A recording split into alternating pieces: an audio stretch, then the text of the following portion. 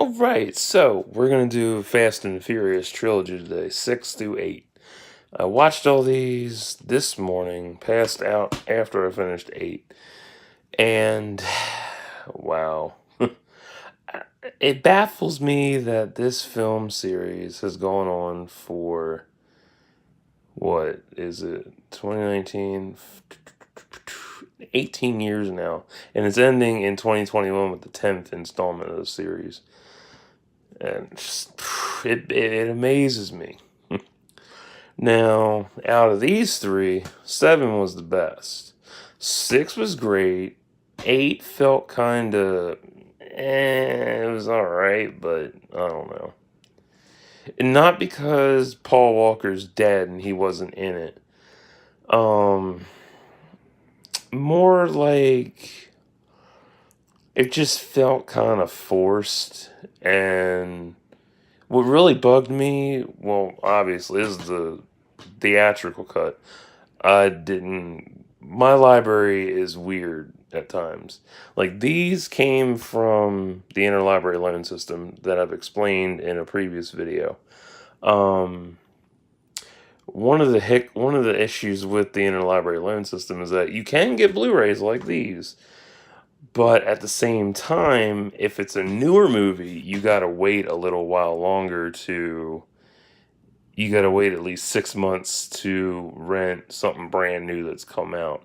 Luckily, this was on the shelf at my branch, so I got it without issue. I don't know. The thing that pissed me off about this, and I'm not, when I say pissed off, I'm like, I'm kind of pissed off.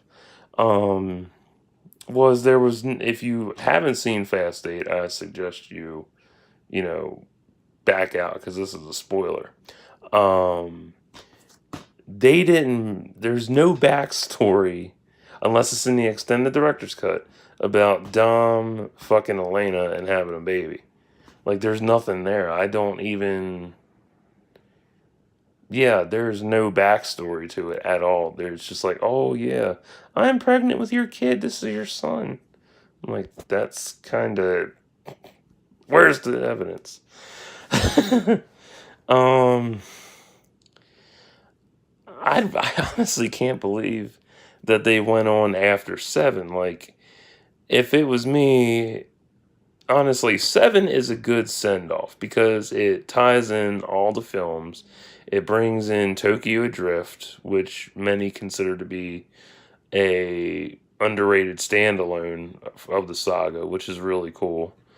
I didn't like Tokyo Drift at first, but looking back on it, yeah, it's pretty cool, but not enough for me to want to own it.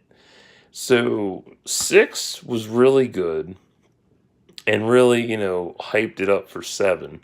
7 left me in tears for a little bit because, it's Paul's last film, and the way it was sent, the send off for it was really good. And it was poetic, it was beautiful. Although I wish it, I know, and a lot of fans have actually said this, they wished it would have been, a drag race between the two of them going back, one last ride, you know. Um, Fate of the Furious, this was really good, but just, I, I don't know. Like, it's okay, but not as good. It's exciting and funny. It was more funny than it was exciting. Um, I don't know. It's just really strange. I'm actually glad they didn't I'm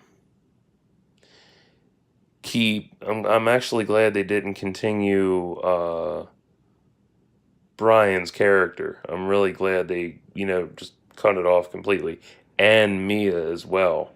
Cuz both of them aren't in this one, which is really good. I'm glad that, Jordana, exited the project and whatnot. Unless they have her prepped to come back for the untitled female-centered spin-off, or she's coming back for Fast 10 in 2021. So, I don't know. I mean, it'd be nice if Fast 10 had, um, you know, everybody coming back to help and shit. That'd be cool. Minus Brian, obviously. But yeah. Fast 9 just gonna be wrapping up Cypher's story, which will be nice. Oh, that's what I liked so much. Yeah, that's why I like this was nice and good, especially with Cypher. It was nice. But it's funny how this whole film series went from, street racing to fucking heists and then espionage. Like, it does work. It's established over 18 years, and everybody's like the MCU is better. I'm like, 18 years of this and 10 years of MCU. But the thing that makes this franchise kind of shitty is, the hypersexualization of all the chicks in every fucking location they go to, the endless macho-ness, the somewhat predictability. Because even I was picking up on that in Fate of the Furious at, or no, was it 7? Yeah, it was 7. Yeah, 7 had that, I think. I'm trying to remember. Yeah, it was 7. But yeah, I mean they're all good films. Everybody's got a favorite in the franchise. That's what makes a franchise good. If it has multiple installments, somebody has a certain favorite. For me, honestly, if I was to own any film in the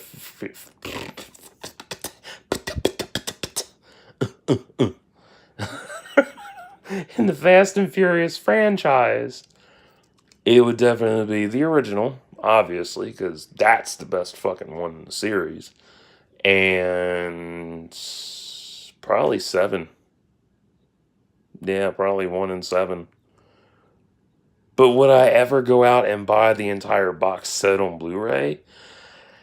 I don't know. Like, it's a smart move, but I don't know. Like, it's really hard to pick. And the way they brought in Paul's brother to CGI his looks, it only shows, you can see it in, let me recount this, 2 or 3 scenes at most that you can see it. Like it shows in 2 or 3 scenes. If you're really paying attention, you can see it happen. Let's see, the deleted scenes for, which one was it? 7. Yeah. Deleted scenes for 7 really added to the movie and would have made it a lot better, because if you haven't watched the deleted scenes for 7, or you haven't seen this movie, another spoiler, 2 of the deleted scenes actually expand on, Letty's memories and stuff. Because if you haven't seen 6, well, I got to go into 6 to get into 7. Well, actually, now I got to get into Fast 5. In 5, you find out Letty survived, and she's gone rogue. And then in 6, it expands on that, and then she gets back with the crew and all that, but she doesn't remember who she is. 7, she gradually remembers who she is, and then in the deleted scenes for 7, she goes to the hospital where she remembered that she was at, and then she also talked to a nurse, and the nurse told her who she was and whatnot. And also Gal Gadot, I got that right this time. I said Gadot the last time. Because it looks like Gadot. Like, Gadot. Like, I know it's Gadot. Yeah, Gal Gadot's in the deleted scene as well. That's why she's credited. That's why she's listed in the credits. Not because of her picture. She's in that deleted scene, but it was cut from the film, which is kind of stupid. Like, it was part of the fucking story. Like, damn. So, Yeah, that was 6, 7, and 8. Now I'm caught up. Am I gonna go see Hobbs and Shaw in August? Maybe. I don't know. I might. It all depends. Um, I don't really know. Like all these three films here, just these three, these are good. But would I want to own them? Maybe. I don't know. Would I recommend them to my friends? Yeah, some of my friends love Fast and Furious franchise. Um, would I recommend to you? Yeah, if you like, street racing, gratuitous body shots, macho-ness, espionage, street racing, ensemble casts, um, exotic locations, over the top shit. Yeah, this is all for you. If you don't like anything as I named, not for you. Um, yeah, the infamous feud. I hate you. Yeah, I know you do. So funny. I don't know. I'm just very surprised at how this franchise has evolved over 18 years. I didn't even think it was going to be that big of a deal 18 years ago. I mean, Jesus, 18 years ago, I was 14. So I was 14 when the first one came out. And that was highly impressionable because that shit was so cool. And then it had Too Fast, Too Furious, and then Tokyo Drift, and then Fast and Furious, and then Fast 5, and so on and so forth. Of course, I lost touch after Fast and Furious. Yeah, that's when I stopped watching it. So, there you go. A little history about me and how I feel about movies. So, if you like this kind of cool shit and whatnot, and you've seen these in theaters as well, you know, there you go. Let me know. So yeah. Yeah, I definitely am gonna try and get the extended director's cut because they even said that. But since this was a library film, uh, yeah, open fucker. Yeah, no code. I guess one of the staff took it, which is fine. I don't really care. And of course, I got to make a note in these discs because these two skipped on me. This one skipped, and come on, blah, open. Yeah, yeah. 6 and 7 skipped on my ass. That made me mad. So, woo, shit, almost lost it. So that was Fast and Furious trilogy 6 through 8. I'll catch y'all later, because I want to go get some food and relax and wake up some more. Because, yeah. So, till next time, like and subscribe for thoughts and prayers.